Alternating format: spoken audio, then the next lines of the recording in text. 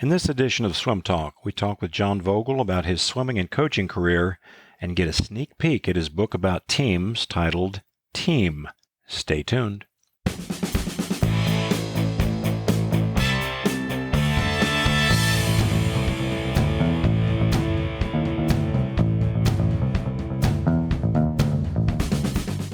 Welcome to another edition of Swim Talk.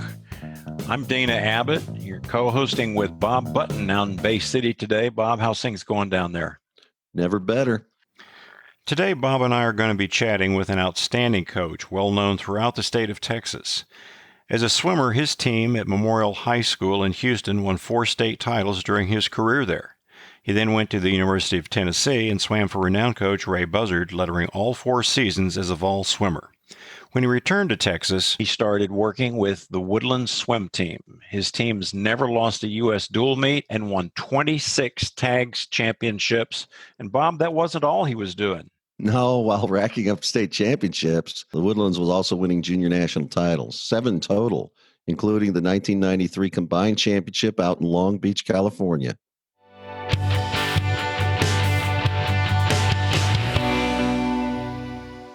Today we're talking with Mr. Woodlands Swimming, John Vogel. John was head coach of the Woodlands swim team back when they dominated the Texas club swimming scene. John, thanks for joining us today. I appreciate the invite. Hey, glad to have you here. John, you swam for Dad's Club and Memorial High School as a kid before you headed off to Knoxville for the Tennessee Vols. Who were some of the coaches you swam for? Yeah, I did. Dad's Club, I swam for Richard Quick and Skip Kinney. And Memorial High School, Richard also did the high school team for 2 years, and then Pete Payne took over for my junior and senior year. So I've been around some pretty good coaches growing up. Big names. Yeah, and how about at Tennessee? Ray. Wow. That was... I'm writing this book, and one of the chapters is called Oneness. And it's a lot about my Tennessee experience, my freshman year. I learned so much there. It was incredible. I love Coach Buzzard. He was a big impact in my life. Well, that was pretty much my next question. And I was going to ask you, what did you take away from all those coaches that helped you in your coaching career? Well, the name of the book's Team. Every team I was on, both as a swimmer and a coach, I learned so much, but mostly at Tennessee, the team atmosphere was different than anything I'd ever experienced before. We were like brothers there, and I wanted to bring that to U.S. swimming in the state of Texas.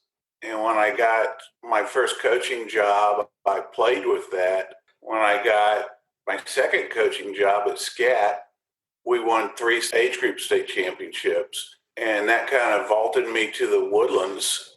And wow, the team concept works. I don't think people use it enough. I got to agree. I remember going back and forth one year with the legendary high school coach from Clear Lake and then later at Kingwood, Lanny Landtroop, and he was trying to convince me of that, and I finally figured it out.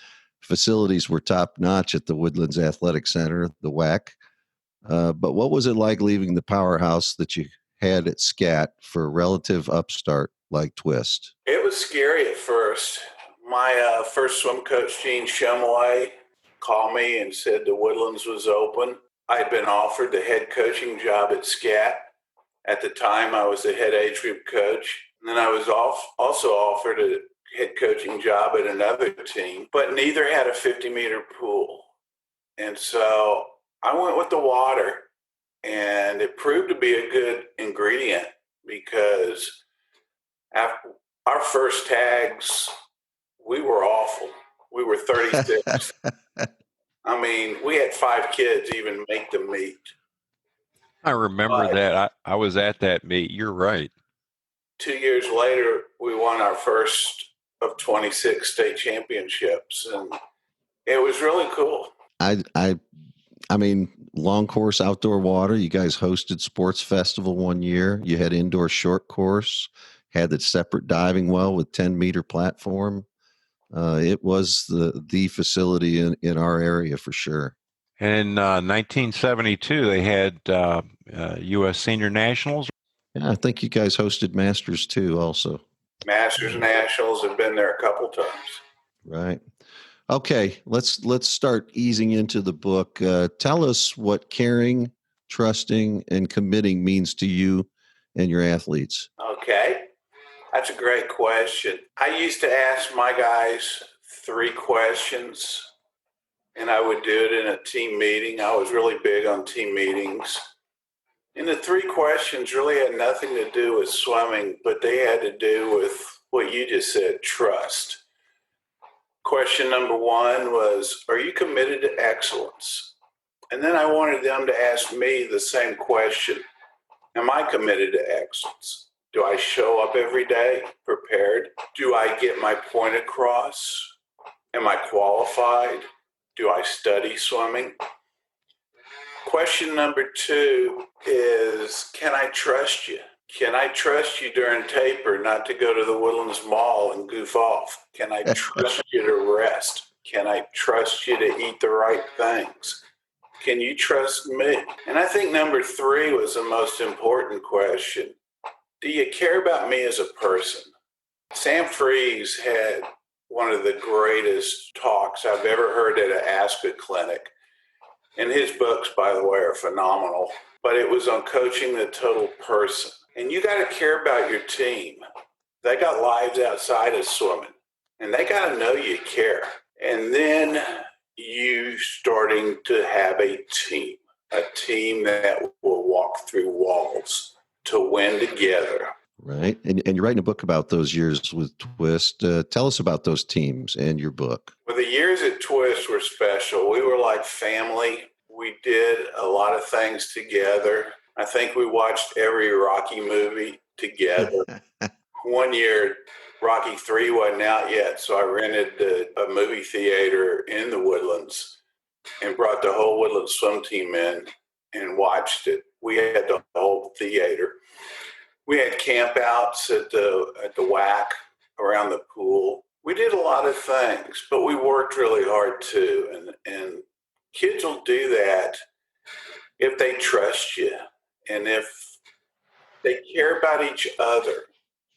There's no I in team. That was a big banner over my office, and I believe that to this day. No one person on a team is more important than anybody else, including myself. John, you talked about getting their trust. Do you think the biggest tool in gaining their trust is showing them that you care? I do. I believe that with all my heart, because they will do crazy things for the team. Those that individualize, those that care about themselves, you never see those guys win. They may have a good swimmer here and there, but that's why the name of this book is Team. It's not about John Vogel. This book, I wanted to be a little different. I wanted it to be about the kids that accomplished things that nobody else had accomplished. We won our first tags. It was held at the Woodlands. Oh, my God. Nobody saw that one coming. When the meet was over, not only did they throw me in, parents, grandmas, everybody, including the entire Woodlands swim team, went in that diving well. And that carried forward the excitement, the fun of winning. When we won our first junior nationals, it was at Long Beach. We beat Viejo in their own backyard. Bob, you were there. Yeah, I was there, and I wasn't well prepared. I showed up for finals the last night without an extra change of clothes. And Yeah, that was, we all so I wasn't ready. Yeah. The meet basically came down to the girls' medley relay. We were in the console heat. We weren't seated that great. Mission Viejo was seated first in lane 4. Our girls broke the national record in the console heat, but we still had to watch the final heat to make sure we won the race. Everybody went in that pool. 2-lane ropes at Long Beach were broken. The little backup starting system wound up on the bottom of the pool. It was crazy. We were met at the airport by parents with green and black balloons and posters. That's football kind of stuff, but that's what team will do. I've got nothing to add. I mean, you pretty much said it all, John. Now you may have something to add.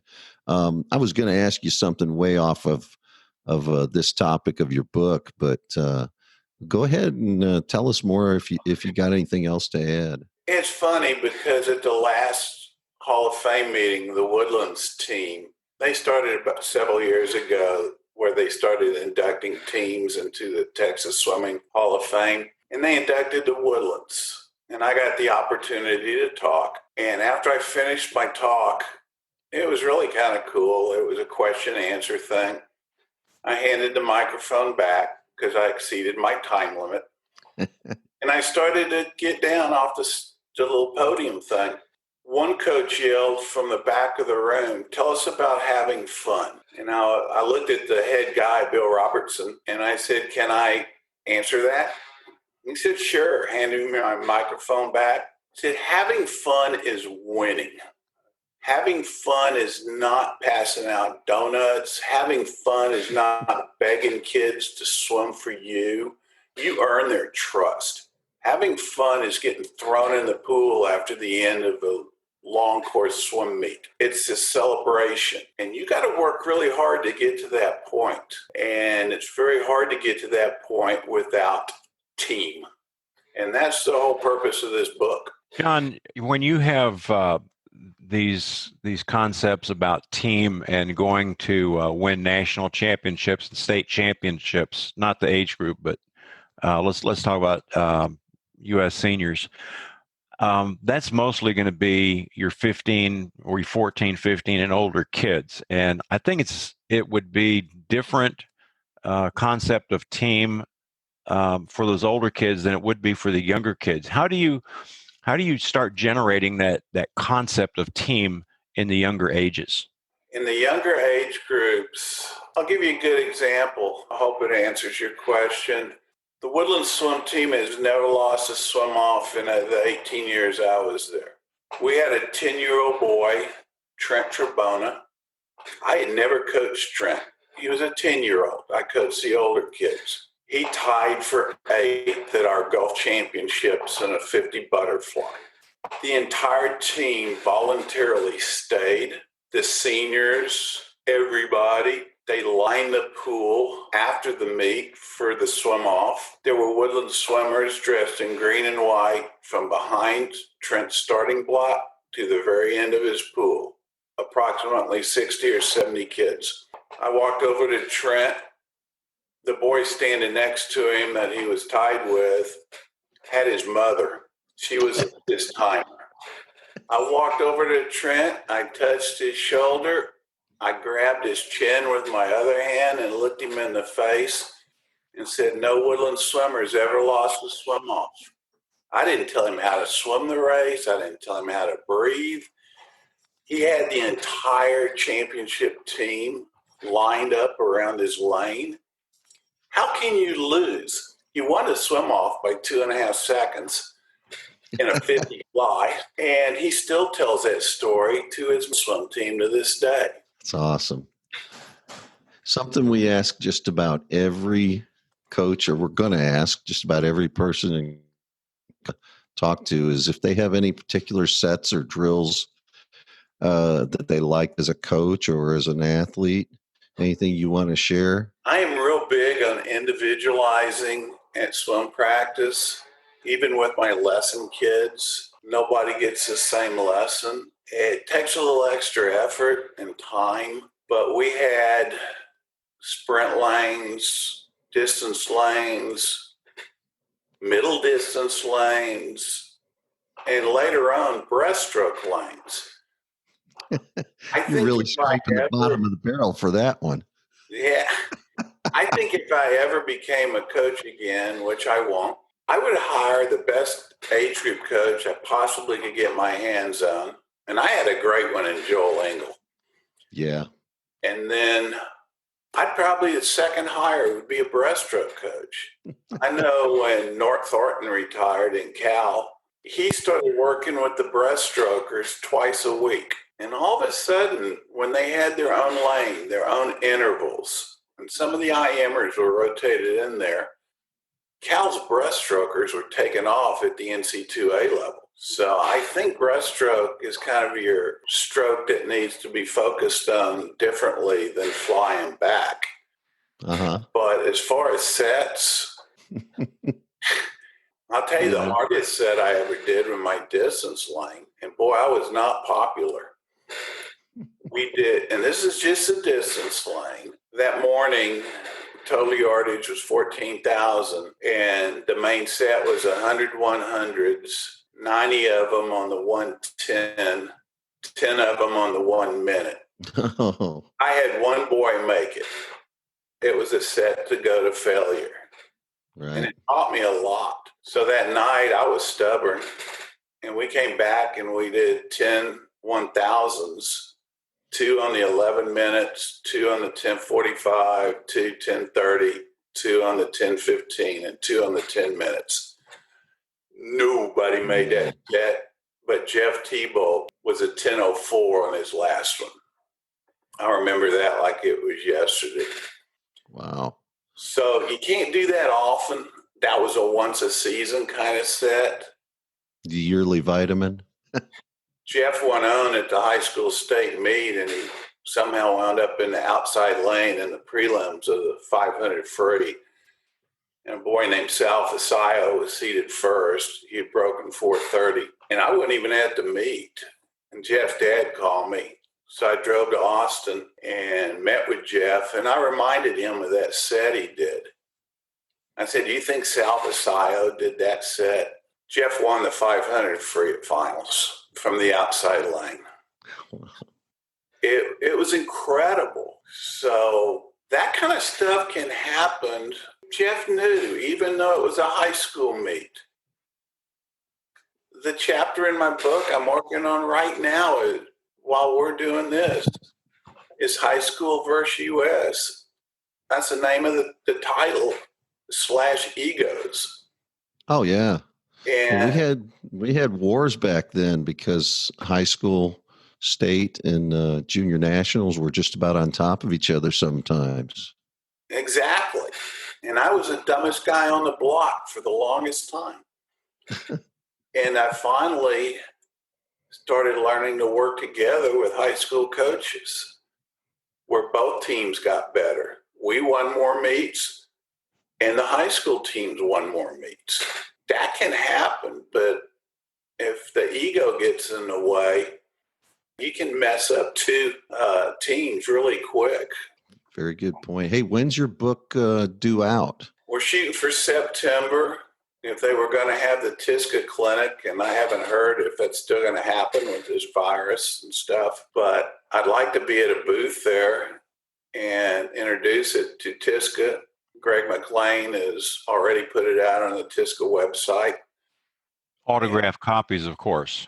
I don't know if you want that, but I just think whether it's a U.S. environment, a high school environment, or collegiate environment, team will get both the team as well as the individuals to the highest level they can go. John, is it difficult for a high school age kid to be loyal to both his high school and his club team with that level of commitment and team that you've discussed before, do you think? I think it depends on the kid and the other coach. Our guys were great. We had kids, swimmers from 7, 8 different high schools swim for the Woodlands. Anthony Robinson drove all the way from Memorial to swim for us. In 2 years, he had over an hour drive and never missed a practice. And he swam for Memorial High School, coached by Ed Lush back then. Ed and I are still great friends. So it's doable. I mean, he turned out to be the first guy in the United States to break 20 seconds in the 50 freestyle. And he did it at the high school state meet. He didn't do it at junior That nat. was the most electric response from the crowd I have ever observed at the Texas State meet when he broke 20 seconds. And he had a late start. He did, and it was an incredible swim. 1996. And then he went on to Stanford and won the NC2As. We almost had the entire Stanford medley relay as Woodlands swimmers. Yeah. And the backstroker was a couple of years younger. We would have. Dan Westcott on the back, Blake Holden, one of Coach Button's swimmers. I can take no credit for that, but Bay City boy. Blake was, he wound up getting second in the 200 breaststroke at Stanford. Bob let him swim through the Woodlands. Matt Pierce on the It worked out butterfly. well. And Anthony Robinson on the freestyle. That's a pretty stout relay. Yeah, those were the days. Brings back memories. Yeah. We had some powerhouse kids in that age group. Had some girls that weren't slouches either. Man, you had a good girls team. That's how we were able to win that juniors out at Long Beach. Total team effort. That was a team effort, but one of the greatest team efforts I ever saw in my entire coaching career was, and this involves parents, when I lost my head age group coach. I lost him because of some rule violation I can't go into the week before tax. Yeah, the timing was terrible. So I got 70-something kids by myself, and I got a lot of upset parents. They all had a parent meeting at the WAC, and all they were talking about was tearing down Woodlands swimming. How dare all of this stuff happen? And boy, I was scared. I was listening to this stuff, how they're going to destroy the team. And then when it was my turn to talk, I came up there and I said, okay, it's my turn now. You can do everything you guys just said. You can trash this team. But I'll tell you, your kids have worked real hard to win the state championship. You can get on board of our team or you can destroy it. That's kind of up to you. You could see the attitude change. It was amazing. They started coming up with ideas on banners and posters and all kind of stuff they could do. I knew we were good because the first night of the meet, our 11 and 12 girls, our B team broke the state record in the medley relay, and our A team broke the national record.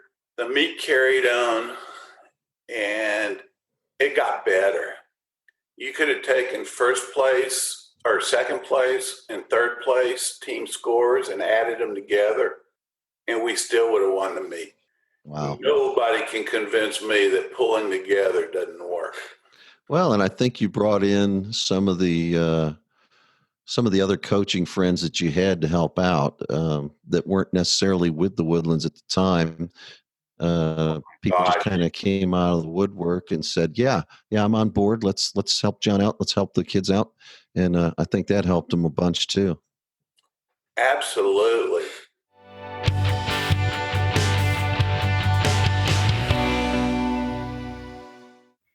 We took a break, and then we asked John about any special training he did to improve turns and kicking. Here's what he had to share. Those little miniature trampolines, and attach it to the end of the pool where when swimmers do their flip turns, the trampoline is over the X, and they learn to bounce off the wall instead of stop, plant, and push. Equipment, we used a lot of fins early in the season and in close to taper time. We used Zoomers during the hard training part of time. I used half kickboards, and I did that just from being kind of stupid, really. The kids one day, half of them forgot their equipment, and Button knows where this is coming and going. I did the same thing here.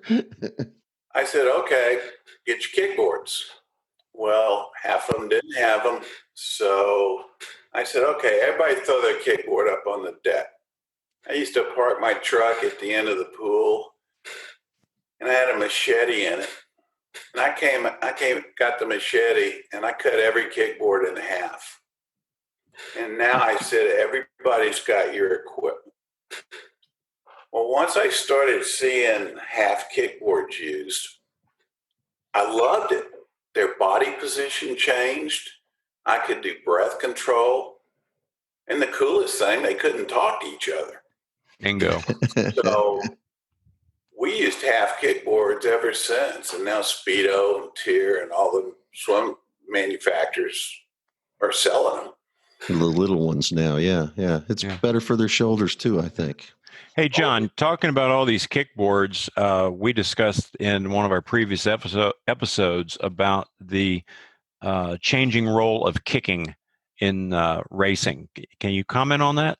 Well, John, I know back when I was coaching, my volume for typical practice that was devoted to kicking was probably in the 15% range, and I've gotten to where I need about a quarter to a third of it, the volume kicking, to keep up right now.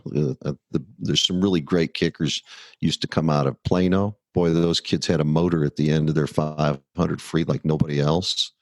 Mm-hmm. And so I've gotten on board and started doing a lot more kicking. I emphasize kicking the most with the sprinters, the middle distance second, but I too have increased it even with my lesson people. The distance guys, I probably could do a better job, but I know when the legs go, you go. Right.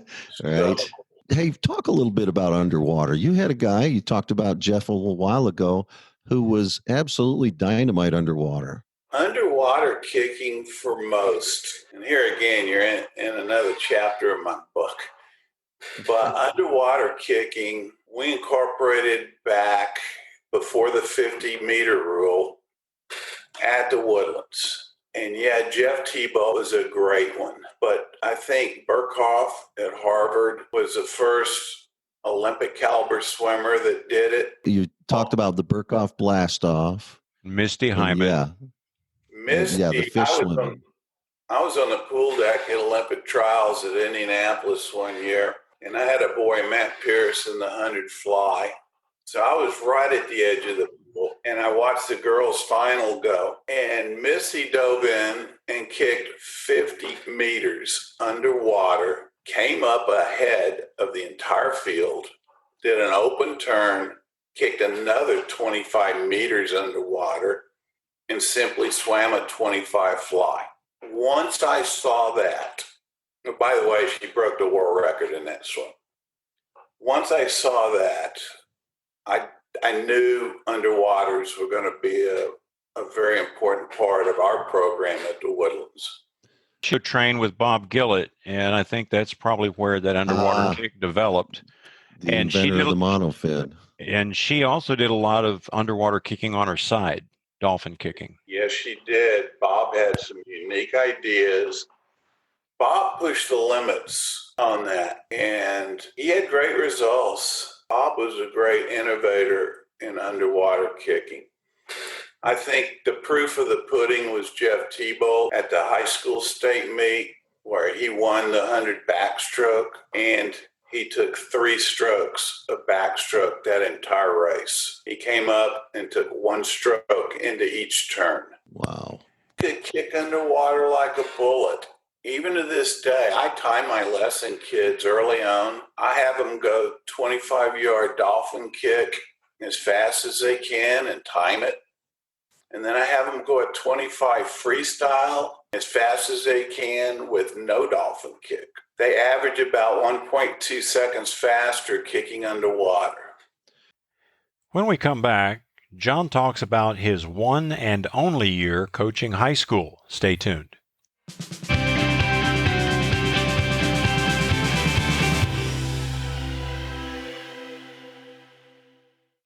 Pairing wine and food is easy. It's finding just the right whoopie pie to go with your moxie that's tough. Wicked Whoopies has just what you're looking for. They've got peanut butter, chocolate chip, pumpkin, gingerbread, maple, and mint, just to name a few. Find your perfect combination at wickedwhoopies.com.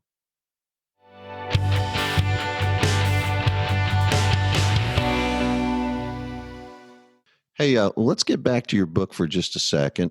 We had 1 year with John Vogel as a high school swim coach. It was an amazing time. It was. Never did I think I would be a high school coach. First of all, I wasn't qualified. Better qualify that qualify. I didn't have a teacher's certificate. I did not have any of the above. The current coach had quit after, and I think high school coaches have a deadline they have to be hired by. I walked into McCullough High School the first day in the cafeteria. I was like, this isn't going to work. A lot of the swimmers were my Woodlands swimmers at McCullough. So I kept finding a reason to do it. Cy Creek had won the Texas High School Championship the year before by 76 points. And they graduated 0. So McCullough had graduated Matt Pierce, a 4,800 flyer, and 2 4,600 freestylers, Kevin Smith and Peter Lehman. When I announced in September at our first high school meeting, we were going to win state, those kids were almost laughing. They said, you don't understand what Cy Creek has. They have an Olympian, Jamie Roush. They had all these great swimmers. Coach, you're kind of new in the high school thing. So I let them talk for a long time in that meeting. And this was quite a meeting. They named every Cy Creek swimmer and how good they were and everything they could. About 20 minutes later, I said, okay.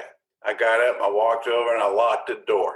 And I said, nobody's leaving this room until I hear something positive about us.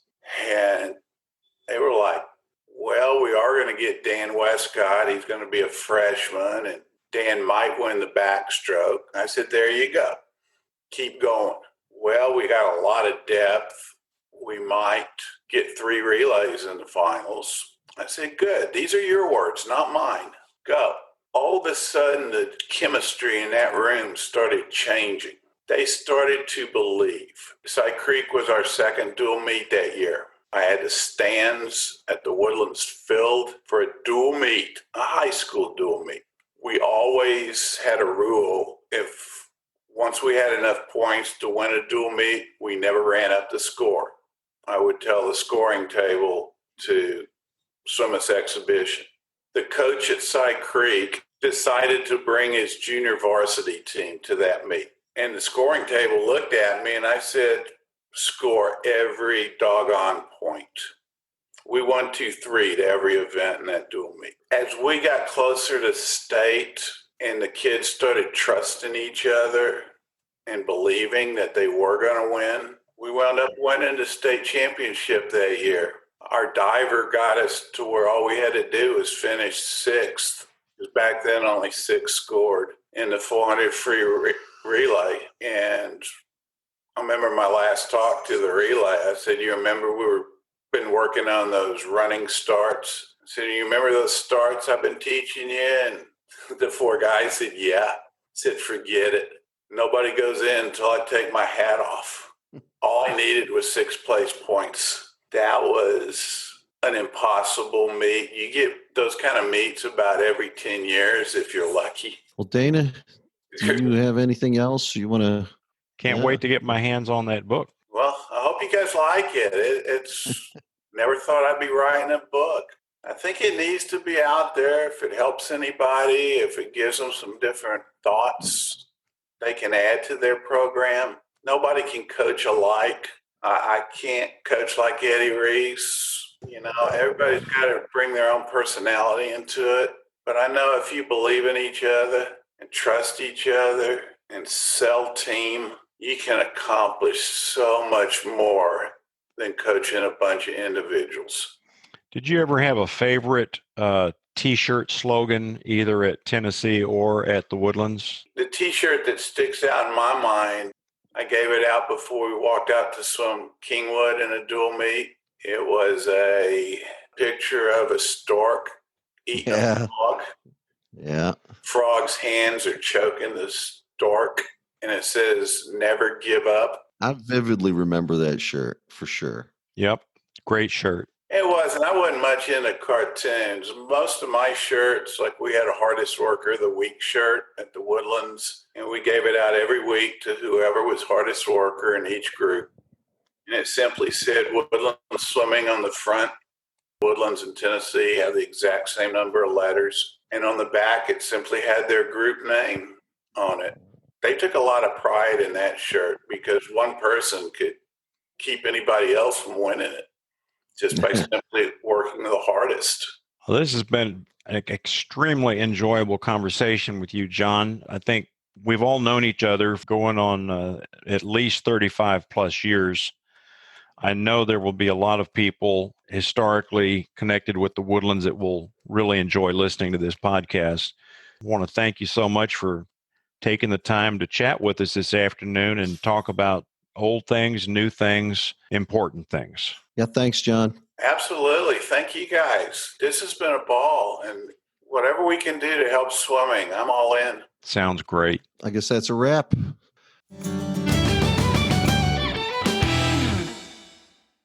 If you love grape candy, and hey, who doesn't? Stop in at Arbor Hill Winery in scenic Naples, New York. They have everything grape and more. Grape gummy bears, grape gummy fish, grape twists. Heck, there's even grape saltwater taffy. Warrants in Ontario County? No problem. Order online at thegrapery.com.